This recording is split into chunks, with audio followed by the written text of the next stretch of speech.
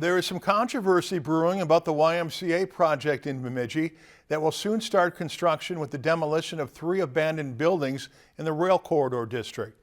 Those buildings are sometimes used as an unregistered shelter for the homeless when all others are full. And project leaders plan for those buildings to be taken down before the year's end. Our reporter Matthew Freeman has more details.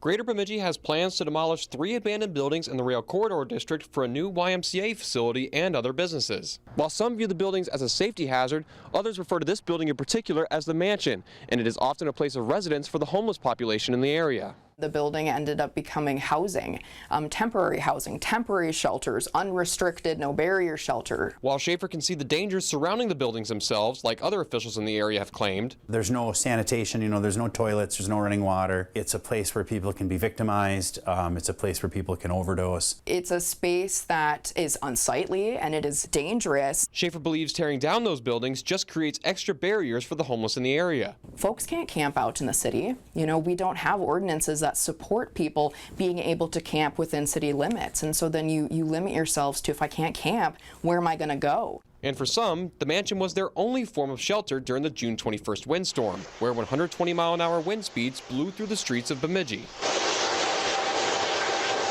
That building served as safety. That building served as shelter, and as damaged as the building got. Imagine what it was like to be in the storm and not having a shelter to go to. Some officials believe more housing options will help. Schaefer, however, believes more immediate shelters need to be available. We know statistically that there's a lot less housing options than there are citizens.